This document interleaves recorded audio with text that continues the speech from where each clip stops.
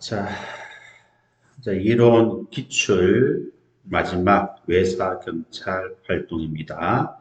간단하게 체크를 한번 하고 문제를 한번 풀어볼게요. 일단은 그 433페이지 한번 볼까요? 네, 433페이지 보시면은 우리 화면 한번 보세요. 다문화 사회 접근 유형해서 우리 2020년 순경 시험에서 처음으로 나왔던 내용입니다. 처음에 나왔을 때는 당황스러웠죠, 그렇죠? 자, 급진적 다문화주의가 있어요. 자유주의적 다문화주의가 있고 조합주의적 다문화주의가 있다 이 말입니다. 급진적이라고 하는 것은 우리 소수 민족만의 공동체 건설을 지향하는 경향이 대단히 강하다 이 말이에요. 그러니까 우리나라 같으면 차이나타운 같은 거 있잖아요.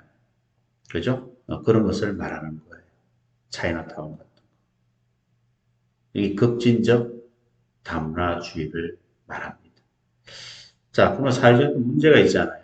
그래서 자유주의적 다문화주의는 차별을 금지하고 기회의 평등을 보장하겠다는 거예요.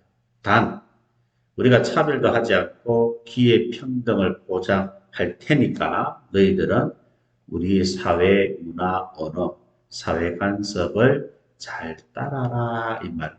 그게 자유주의적 다문화주의.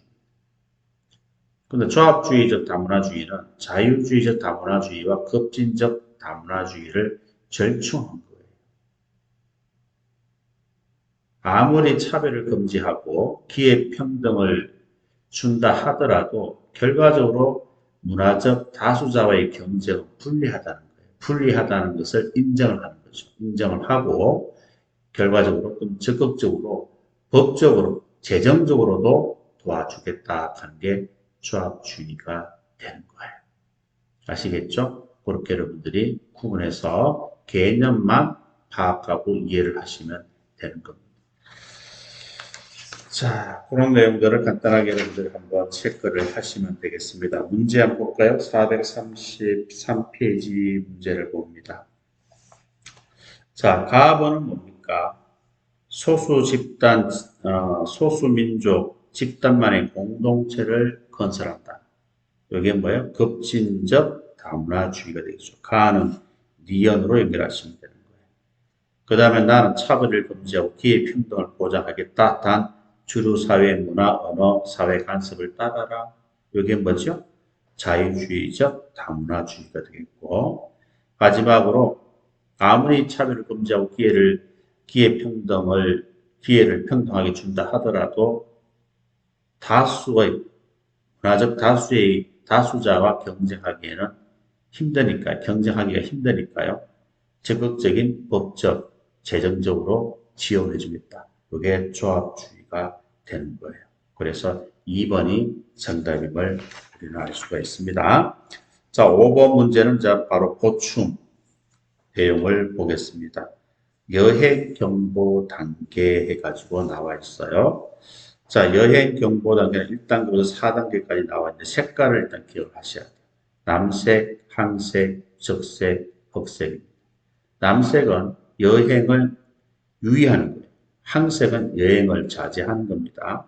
그리고 적색은 철수를 권고하는 것이고 흑색은 여행 금지입니다.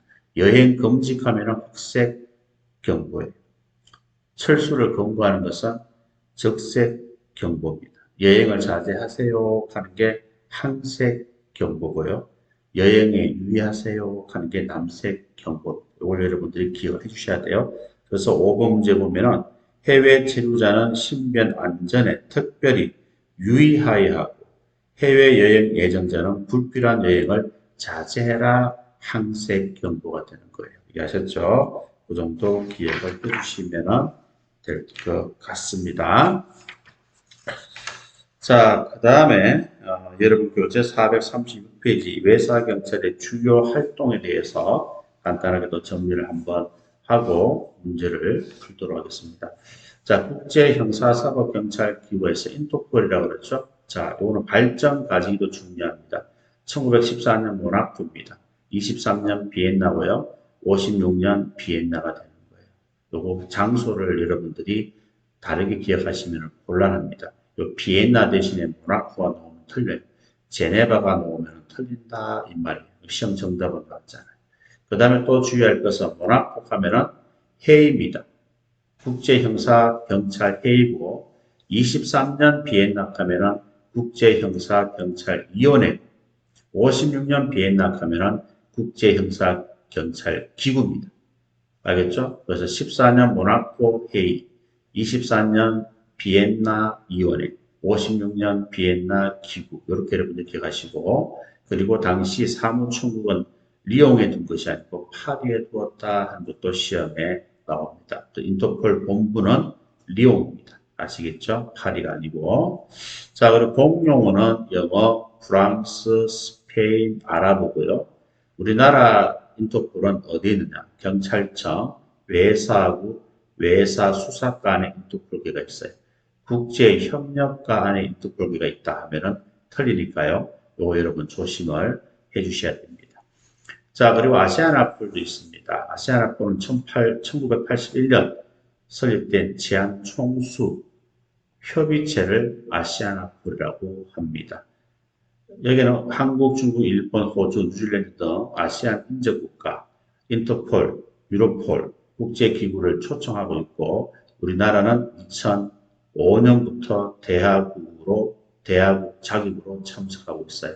그래서 우리나라는 아세안합볼 10개 회원국은 아닙니다.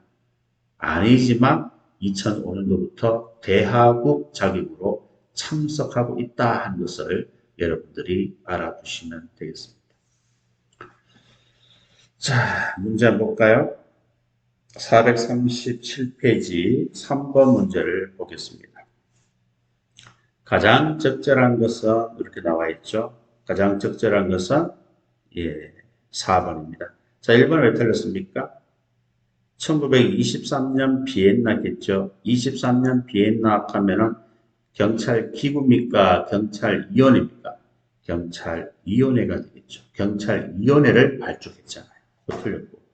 그 다음에 2번에 국제형사경찰기구 조직 중 사무총국은 사무총장에 의해서 운영되고 사무총장은 총회에서 몇 년 임기로 선출됩니까? 5년 임기로 선출된다 하는 것을 알아두시고 그 다음에 3번에 보시면은 국제형사경찰기구 조직 중에서 집행위원회 위원회는 총회에서 선출된 13명 위원으로 구성됩니까? 12명입니까? 12명 위원으로 구성이 된다 하는 것을 여러분들이 알아두시기를 바랍니다. 그래서 옳은 것은 4번이 되는 거예요. 2번 문제도 풀어볼게요. 2번 문제도. 가장 적절하지 않는 것은 3번 한번 보세요. 자, 법무부 장관은 국제형사경찰기구로부터 외국의 형사사건 수사에 대하여 협력을 요청받거나 국제형사경찰기구에 협력하여 요청하는 경우 국제범죄정보자료 교환, 국제범죄 동일증명, 전가조회 등 조치를 취할 수 있다. 이거는 법무부 장관이 아니고 행안부 장관이 됩니다. 그 경찰은 행안부 장관 소속이기 때문에 경찰과 관련된 것은 행안부 장관이고 검사 같으면 법무부 장관이 되겠죠. 우리 이건 경찰과 관련된 거니까 행안부 장관은 이렇게 나와야 맞는 거예요. 아시겠죠? 자, 그 다음에 다음 페이지 4번 문제를 보겠습니다. 자, 인터폴. 가장 적절한 것은 1번이고요. 1번이 정답이고요. 자, 2번 왜 틀렸습니까? 1923년 제네바가 아니죠. 비엔나죠. 비엔나. 그 다음에 3번을 왜 틀렸습니까? 제일 끝에 사무총국은 리옹. 사무총국은 파리에 두었다. 그죠? 파리에 두었다. 그죠? 리옹이 아니라 그랬습니다. 사무총국은 파리에 있고 인터폴 본부가 프랑스 리옹에 있는 거예요. 헷갈리면 안 됩니다. 자, 4번을 들었습니까? 우리나라 인터폴은 뭐예요? 경찰청, 외사국, 외사수사과 안에 인터폴계가 있죠. 국제협력과 안에 인터폴계가 있는 게 아니에요. 그래서 틀린 겁니다. 이게 2018년 순경시험에 나왔던 거예요.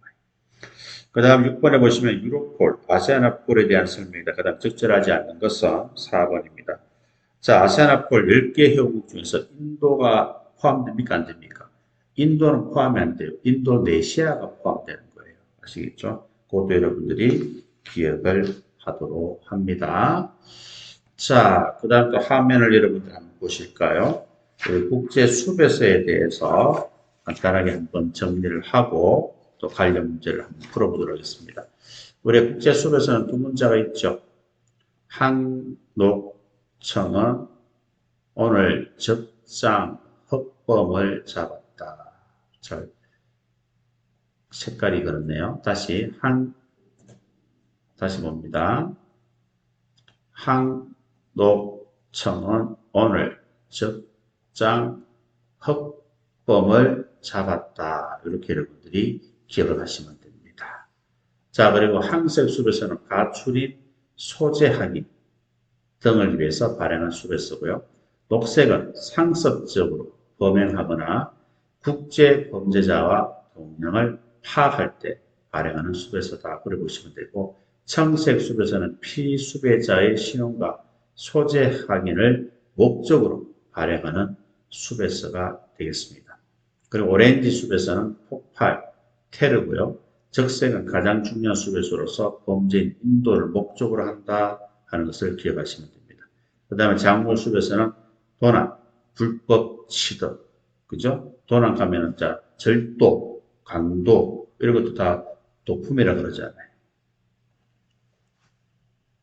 자, 그리고 사망자 신원 확인은 뭡니까? 흑색 수배서가 되는 거예요. 범죄 수법 수배서는 새로운 범죄 수법이고 색깔은 자주색이다. 그래 보시면 됩니다. 이것도 시험 출제 비중이 있기 때문에 여러분들이 잘 구분해서 정리를 여러분들이 하셔야 되는 내용입니다. 자, 문제를 또 같이 한번 풀어볼까요? 자, 국제 수배서와 관련된 문제가 또 많이 출제가 되니까요. 잘 정리하셔야 됩니다. 9번 문제 한번 볼까요? 440페이지가 되겠습니다. 9번에 7번 문제 한번 볼까요? 자, 국제수배서에 대한 설명으로 가장 적절하지 않은 것은 3번 봅니다. 자, 3번에 보시면 실종자 소재 확인께서니까 뭐예요? 항색 수배서가 되겠죠. 자, 그리고 9번 문제 보겠습니다. 자, 국제수배서에 대한 설명으로 옳은 것은, 자, 옳은 것은 겠죠? 옳은 것은 한 개밖에 없어요. 바로 기억입니다. 자, 니은은 왜 틀렸으면 상습 국제범죄자 동령 파괴니까 녹색 국가니까 녹색 수배서가 되죠. 청색이 아닙니다. 사망자니까 흑색이 되겠죠. 항색이 아니죠. 폭발물은 오렌지가 되겠죠. 자주색이 아닙니다. 가초린 소재하기는 흑색 수배서가 되겠습니다. 가초린 소재하기는 항색 수배서가 되겠습니다. 그래서 기억만 옳고 나머지 네 가지는 모두 틀렸다 하는 것을 알 수가 있죠. 자, 11번 문제도 가장 적절하지 않는 것은 4번. 가출인께서니까 뭐예요? 항색 수배서가 되겠죠? 자동적으로 빨리빨리 이렇게 답을 맞출 수가 있어야 됩니다. 자, 13번도 여러분, 출제 비중이 높으니까 13번 문제까지 한번 풀어보겠습니다. 자, 가장 적절하지 않는 것은 했죠? 자, 기억은 맞아요. 신원불상 사망자니까 흑색 맞지요? 자, 그리고 도난 불법이니까 작물 수배서라고 해야 되겠죠. 틀렸고. 이것은 피 수배자니까 푸른 피, 청색 수배서라고 해야 맞겠죠. 틀렸고. 그 다음 리얼은 상습 국제 범죄자 동향 파악이니까 녹색 국가니까 녹색 수배서라고 해야 맞겠죠. 틀렸고. 범죄인 인도를 목적으로 하는 것은 적색 수배서가 맞습니다. 미음은 맞아요. 자, 그리고 가출인 소재에게는 항색 수배서가 맞는 거죠. 그래서 적절하지 않는 것은 뭡니까? 리언하고, 디귿하고, 리얼하고, 비읍이 되는 거예요. 아시겠죠? 그래서 2번이 정답이 되겠습니다. 자, 그렇게 정리를 여러분들이 해 주시면 되는 거예요.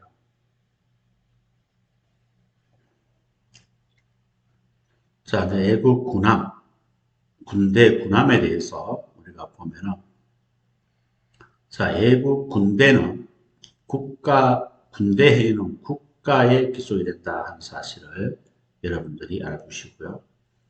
그리고 외국 군대 구성원은 군인, 군소, 그 부양 가족까지 다 포함되지만 무관은 외교 특권 향유자이므로 외국 군대에서는 제외된다 하는 거 이거 여러분들 꼭 기억을 하도록 합니다. 자, 그리고 예국 군대 주둔은 당연히 접수국 영토에 주둔하는 것을 말하고 예국 군대 지위는 국가 면제를 누리지 못합니다. 예국 군대는 국가 면제를 누릴 수 없어요. 외교사들처럼. 원칙적으로 영토국이 접수국 관할에 속한다. 그래서 미군이 범죄를 저지르면 원칙적으로 우리나라 법에 의해서 처벌을 받는다. 그래 보시면 돼요. 그래서 예국 군대는 외교 특권을 누리는 것은 아니다. 물론 편의, 배려 이런 것은 있지만 그렇다고 해서 외교사들처럼 외교 특권을 누리는 것은 아니다 하는 사실을 여러분들이 알아두시면 됩니다. 자, 그리고 예국 군함이 있어요. 군함은요, 국제법상 국가기관, 군함 자체가 국가기관으로 보시면 돼요. 그래서 군함에서 일어난 여러 가지 행위는 그 나라 국가에 기속이 된다 하는 것을 여러분들이 알아두시면 됩니다. 그리고 군함은요, 불가침권을 가지기 때문에 함장 동의 없이는 들어갈 수 없어요. 범인이 함내로 도피한 경우에도 함장 동의를 얻어서 들어가든지 인도 요청을 해야 하는 겁니다. 동의 없이는 들어갈 수 없다 하는 거. 그리고 예국 군함은 범죄에 대한 피호권이 있어요, 없어요? 없다. 보호해야 될 의무는 없습니다.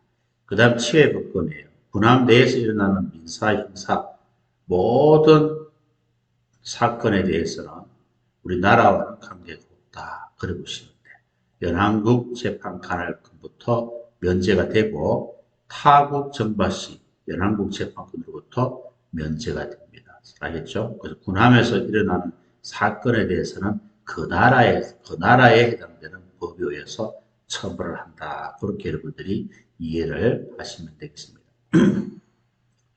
자, 무해통항권은 자유로이 항해할 수 있는 권리를 말하는데요. 이는 모든 국가 선박에 대해서 인정이 되고 군함의 경우는 보통 사전 통보제, 허가제를 취하고 있어요. 우리나라는 3일 전까지 사전 통보를 요건으로 한다 하는 것을 여러분들이 알아두시면 되겠습니다. 자, 그 다음에요. 군함 성무원 지위가 되겠는데요. 자, 이거 잘 구분하셔야 돼요. 두 가지를 구분하셔야 되는데 위에는 공무상이고 여기는 공무이유입니다. 공무상 예국 영토에 상륙을 하잖아요. 그러면 치해법권을 가지게 돼요. 범죄 행위를 한 경우에도 처벌할 수가 없습니다. 그런데 공무이유의 사유로 우리나라 영토의 육상에서 범죄를 범했다. 그런 경우는 치해법권이 인정되지 않습니다. 물론 이런 경우는 범인을 군함에 인도하는 것이 대부분이지만 이런 경우는 치해법권으로 인정되지 않기 때문에 우리나라 법으로 처벌도 가능하다. 그렇게 여러분들이 보시면 되는 거예요. 그 다음에 탈주한 성문의 지위는요. 만약에 성문이 탈영을 했잖아요. 그러면은 탈영을 하게 되면은 함장은 육상에서 직접 체포할 수 있다 없다? 없다. 체포하면 안 됩니다. 군함에서 내리는 순간 타국의 영토에 내리는 거예요. 그렇기 때문에 성문이 탈주를 하게 되면 어떻게 하냐면 자기 나라 영사가 있을 거 아니에요. 영사를 통해서 체포를 요청해야 되지 직접 자기 부하를 시켜서 탈영병을 체포하는 행위는 있을 수가 없다 하는 사실을 여러분들이 알아두셔야 됩니다. 그 다음에 경찰관의 예국군함 출입인데요. 자, 물론 이 함장의 승낙이나 청구가 있는 경우는 몰라도 이런 경우가 아니면 함부로 군함에 출입할 수 없다. 함장 승낙이 있으면 들어와도 된다라고 말을 하면 그때는 출입은 가능해요. 아시겠죠? 자, 그리고 중대한 범죄를 범한 자가 도주해서 대한민국 영역 안에 있는 외국 군함에 들어갔다 범인이 그러면 누구한테 보고한다? 경찰청장한테 보고를 하셔야 된다 하는 것도 여러분들이 알아두시기를 바랍니다. 자, 그러면 문제를 한번 또 풀어보도록 하겠습니다. 자, 443페이지 2번 한번 볼까요? 가장 옳지 않는 것은 이렇게 되어 있어요. 자, 4번이죠. 탈주 성무원 발생 시 함장은 육상에서 직접 체포할 수 있다. 직접 체포하면 안 되죠. 자기 나라 영사를 통해서 체포를 요청해야 한다. 그 4번이 틀렸음을 알 수가 있습니다. 그 다음에 3번 문제 한번 볼까요? 가장 옳지 않는 것은 바로 4번입니다. 자, 무해 통항권, 군함의 경우 우리나라는 5일 전 사전 통보를 요구를 합니까? 3일 전이 되겠다 하는 것도 알아두시기를 바랍니다. 그 다음에 4번 문제입니다. 외국 군함 출입에 관한 설명이다. 잘못된 것은 이렇게 되어 있어요. 몇 번이죠? 3번에.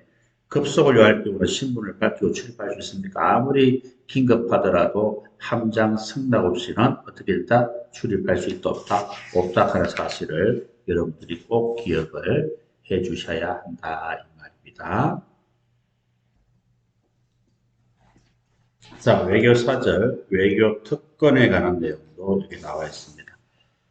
자, 외교사절은 외국에 파견되는 국가의 대외적 대표기관이다 이 말. 우리가 대외적 대표기관 하면 국가원수, 대통령이 되겠죠. 외교부 장관, 외교사절, 군대, 군함 이런 것들을 말하는 거예요. 자, 그리고 특징은 외교사절은 자국민을 임명할 수도 있고 예외적으로 접수국민, 상국에 임명할 수 있고 접수국 동의를 받아야 한다 한 거, 이것도 여러분들이 알아두시면 되겠습니다. 외교사절과 영사에 대해서는 이게 뒤에 나와 있는데 일단은 요거 한번 체크를 할게요. 자, 외교관 하는 거 있잖아요. 자, 우리가 외교관 하면은 분명히 하셔야 됩니다. 공관장과 외교 직원, 요 사람들만 외교관이라고 하는 거예요. 이해하셨죠? 외교관이라고 하는 거예요. 그래서 행정기술직원, 노무직원은 외교관이 아닙니다. 아셨죠? 그리고 공관직원 하면은 이 사람들을 말하는 거죠. 다 공관직원이에요. 노무직원도 공관직원이에요. 그렇지만 외교관이라고 했을 때는 뭡니까? 공관장과 외교직원만 외교관이다라고 여러분들이 보셔야 됩니다. 이걸 분명히 해주시기를 바랍니다. 그리고 이제 외교사절은 아그레망이 있어요. 동의를 구하는 절차다라고 보시면 됩니다. 그래서 일단은 먼저 이 사람을 보내도 되겠습니까? 라고 요청을 해요. 그러면 상대 국가에서 예, 보내세요라고 아그레망을 부여합니다. 동의를 한다는 말이에요. 그리고 신임장을 부여하고, 이임장이 아니고 신임장을 부여하고, 신임장을 나중에 접수국에 제출을 하게 되는 거예요. 이해하셨죠? 그래 보시면 됩니다. 자, 그리고 외교특권. 자, 외교특권은요, 외교관과 그 가족들 임무 수행 중에 행정, 기술, 관료들이 가지는 재판권과 행정권에 대한 면책권을 말합니다. 자, 외교특권 포기가 있는데요. 이것도 여러분 꼭 기억하셔야 됩니다. 외교특권은요, 개인의 권리가 아니에요. 파견국의 권리다 하는 사실을 꼭 기억하셔야 됩니다. 그래서 개인이 외교관의 면책특권을 포기할 수 있다 없다? 없습니다. 개인은 포기할 수가 없어요. 이거는 국가 권리이기 때문에 국가만이 외교관의 면책특권을 포기할 수가 있다 이 말이에요. 아시겠죠? 꼭 기억합니다. 자, 외교권의 내용들은 여러분들이 각자 한번 체크를 하시고 그 다음에 영사, 요거는 뒤에 비교표가 있어요. 요걸 가지고 한 번에 정리를 좀 하고 문제를 풀도록 하겠습니다. 자, 외교사절은 목적이 정치 목적이고 영사는 비정치, 경제적 목적이다 하는 것을 여러분들 알아두시면 되고요. 그 다음 계급은 대사, 공사, 대리공사. 영사는 총영사, 영사, 부영사, 영사, 대리 이렇게 있어요. 그리고 외교사절은 국제법규를 일반 국제법을 따르게 되고 영사는 개별적 조약을 따른다 하는 것을 알아두시면 됩니다. 그 다음 외교사절은 아그레망이 필요하고 영사는 필요 없다. 그리고 파견 시 외교사절은 신임장을 부여하고 영사는 이임장을 부여한다. 이걸 기억하시고요. 그 다음에 신체 불가침, 공간 불가침, 문서 불가침, 취해법급 이런 것들은요. 외교사절은 굉장히 포괄적인 권한을 가지고 있어요. 근데 영사는 모두 공무, 공강, 공문서만, 공무상, 공무와 관련된 경우만 인정이 된다 하는 것을 여러분들 알아두시면 됩니다. 그리고 외교사전은 외교 교습이 가능하지만 영사는 안 된다 하는 것도 여러분들이 꼭 기억을 하도록 합니다. 자, 그리고 이제 외교관에 신분이 있어요. 신분 종류, 신분증 종류가 있는데요. DCIAB라고 합니다. DCIAB. 자, 그래서 공관장과 외교 직원급의 외교관을 말하죠. 외교관은 신분증 종류가 D가 됩니다. 그 다음에 영사 기관장과 영사 관원들은 C가 됩니다. 그 다음 국제기구 본부에 의해서 임명된 주한 대표 사무소 고위 직원들은 I가 됩니다. 그리고 이제 공간에 영사에 국제기구 사무소에 있는 직원들은 A고 기타는 B가 되는 거예요. 이것도 여러분들이 구분해서 정리를 하도록 합니다. 자, 여기에 대해서 문제를 한번 좀 풀고 그리고 소파에 대해서 정리를 하도록 하겠습니다. 자, 446페이지 외교사절, 외교특권 해가지고 나와 있는데요. 1번 문제를 한번 볼까요?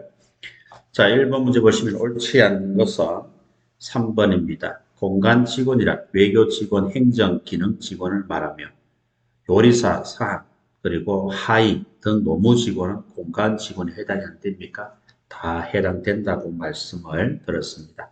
그 다음에 3번에 외교관 신분증 종류 있죠?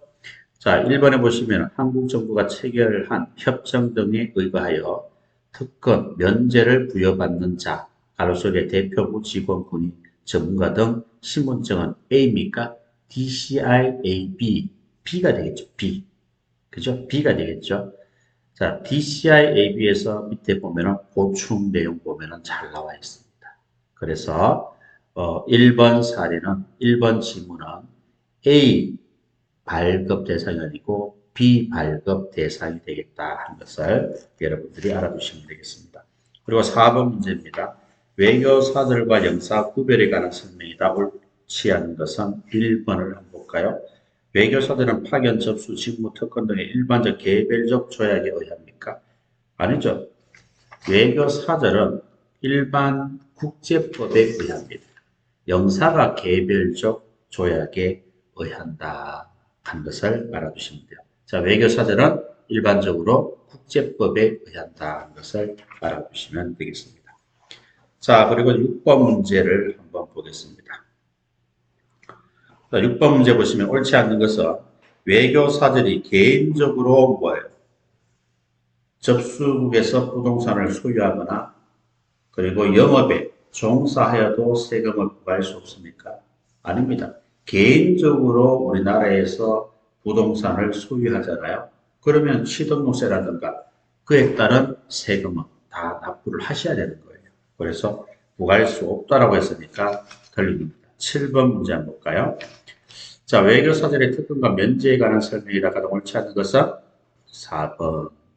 자, 특권 면제는 본인과 파견국 정부에 의해서만 포기될 수 있다. 본인은 포기할 수 없습니다. 파견국에 걸리기 때문에 국가에서만 포기할 수 있다. 그렇게 정리를 여러분들이 해주시면 되겠습니다. 자, 그리고 이제 주한미군의 마지막 내용이죠. 그죠? 자, 주한미군에 대해서, 소파에 대해서 우리 한번 살펴보도록 하겠습니다. 자, 소파 적용 대상이 나와 있죠. 미합중국 군대 구성원들, 군속들, 가족들, 초청 계약자 다 소파 적용 대상이다. 특히 가족에서 배우자와 21세 미만 자녀지 다른 나이가 도는 21세 이하 가도 틀립니다.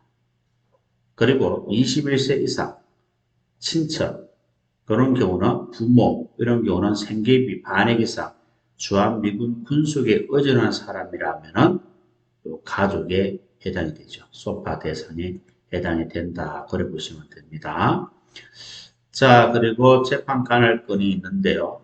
자, 재판 간할건은 평화시에는 대한민국에서 형사재판권을 행사하게 되고 계엄령을 선포하잖아요. 그때는 해제할 때까지는 미군 당국에서 재판권을 행사한다 하는 것을 알아두시면 되겠습니다. 그 다음에 전속 재판권이에요. 우리나라에서는 처벌이 가능하지만 미국에서는 처벌할 수 없는 거. 우리나라에서 전속적인 재판권을 가집니다. 그런데 미국에서는 처벌이 가능하지만 한국에서는 처벌할 수 없다. 이런 경우는 미국에서 전속적인 재판권을 가진다. 그래 보시면 됩니다. 그 다음에 1차적인 재판권은 우리나라에서 행사를 하게 됩니다. 그런데 이런 경우는 미군에서 1차적으로 행사한다 하는 것도 여러분들이 알아두셔야 되는 거예요. 자, 그 다음에 여기 나와 있는 것들은 그림을 통해서 제가 간단하게 한번 정리를 하도록 하겠습니다. 이 그림이 지금 완성은 되어 있는데 일단 다 해놓고 하겠습니다. 자, 먼저 여러분은 지구대에 근무한다고 생각을 해보세요. 순찰을 하는데 외국인 남자가 우리나라 여성을 폭행하고 있는 거예요. 그러면 바로 현장에서 현행범 체포를 해야 되겠죠? 그리고 지구대로 동행을 하게 됩니다. 자, 그래서 지구대에서는 범죄 발생 보고서를 작성해서 경찰서에 보고를 하고, 그리고 만약에 이제 미군이다 확인이 되면은 경찰서 외사계로 또 동행을 해서 외사계에 인도를 하게 됩니다. 경찰서에서는 기초 사실과 예비 수사를 할 수 있을 것이고, 그 다음에 통보를 하게 됩니다. 미군 당국에 통보하고 발생 보고를 지방검찰청에 보고를 합니다. 지방검찰청은 24시간 이내에 발생 보고하고요. 미군 당국은 헌병대에 전화로 하시면 되는 거예요. 자, 그리고 미군 당국에서는 신병 인도를 요청할 겁니다. 원칙은 인도를 하는 거예요. 그런데 중대하고 정권 인멸 우려 시에는 인도하지 아니할 수 있어요. 그리고 인도를 했다면은 나중에 피의자 조사를 해야 될 거 아닙니까? 신문을 해야 될 거 아닙니까? 출석을 요구하겠죠. 출석 요구는 48시간 이전에 요구를 해야 돼요. 그럼 출석을 했다. 그럼 피의자 신문을 하겠죠. 조서를 작성할 거예요. 자, 피의자 신문 조서는 미군 대표 서명 날에는 반드시 있어야 되지만 피의자 서명 날에는 있어도 되고 없어도 된다 하는 사실을 여러분들이 알아두시기를 바랍니다. 아셨죠? 자, 그러면은 문제 451페이지 1번 문제를 봅니다. 자, 소파 적용 대상자가 아닌 것은 바로 3번이 되겠죠? 주한미군 21세 미만 자녀가 되겠죠. 자, 그리고 두 번째 2번 문제를 봅니다. 가장 적절한 것은 4번입니다. 자, 1번 보시면은 주한미군 지휘협정 개정 논의는 미국만 요청할 수 있습니까? 아닙니다. 양국 모두 요청이 가능하다. 그리고 이 두 번째, 한미 양국의 재판권이 경합하는 경우 모든 사건 처리를 상호 통보하여야 한다. 모든 사건이 아니에요. 미군은 우리가 1차적 재판권을 가지는 경우에만 통보하면 되는 거예요. 아시겠죠? 자, 그리고 세 번째는 미국 사병과 카투샤 간의 상호 폭행, 미군 사병하고 카투샤하고 상호 폭행 미군 범죄에 대해서는 우리나라하고는 관계가 있다 없다? 관계가 없습니다. 이런 경우는 미국 당국에서 1차적인 재판권을 가진다. 그래 보시면 됩니다. 자, 그리고 다음 페이지 4번 문제 한번 보세요. 자, 주한미군 등 형사재판 간할권에 대한 설명으로 옳지 않는 것은 3번. 한국이 계엄령을 선포한 경우 재판권은 한국 측이 해제 시까지 행사한다. 맞습니까? 계엄령을 선포하게 되면 해제할 때까지는 미군 당국에서 재판권을 행사한다. 그렇게 정리를 하고 계시면 되겠습니다. 그 다음에 5번 문제도 한번 볼까요? 예고인 관련 사건 처리에 대한 설명이다 가장 적절하지 않는 것은 2번을 봅니다. 자, 소파상 주한미군의 공무집행 중에 자기 부작위에 의한 범죄는 미, 중국, 군 당국의 전속적 재판권 범위에 포함된다. 이거는 1차적 재판권 범위에 포함되는 거죠. 그죠? 여러분들 여기 화면 한번 볼까요? 화면 보면은 요 내용이 있어요. 여기 있잖아요. 지금 제일 밑에 보시면은 공무집행 자기 부작위 범죄는 미국 당국의 1차적인 재판권을 행사하는 거지 전속 재판권은 아니다 이 말이에요. 아시겠죠? 1차적 재판권에 포함되는 겁니다. 자, 그래 7번 문제 한번 볼까요? 자, 소파 사건 수사 요령입니다. 틀린 것은 3번. 자, 피의자 신문 조서는 입회인이 없더라도 증거 채택이 가능하다. 맞습니까? 입회인이 없으면 효력이 상실됩니다. 신문 조서는. 그래서 정부 대표 입회가 있어야 됩니다. 그리고 정부 대표의 서명란이 있어야만이 효력이 발생한다 하는 것을 알아두시기를 바랍니다. 그 다음 9번에 자, 한미협정 대상자 수사에 대한 설명이 틀린 것은 1번 강간 피의자 범인 등도 후 48시간 이내에 지방검찰청 검사에게 발생 보고합니까? 24시간 이내라고 화면에서 설명을 드렸습니다. 자, 이렇게 해서 외사경찰활동도 마무리합니다. 자, 이 외사경찰 끝으로 우리 이론 기출 문제를 끝났고, 자, 요 강좌는 제가 금요일까지, 오늘까지 다 올려드리도록 하고, 다음 주 월요일, 주말하고 다음 주 월요일날은 좀 쉬겠습니다. 쉬고, 내 개인적인 일을 좀 하고, 화요일부터 하수, 목, 이런 식으로 또 법령 기출 강의를 올려드리도록 하겠습니다. 자, 일단 뭐 주말 잘 보내시고요. 또 다음 주 뵙도록 하겠습니다.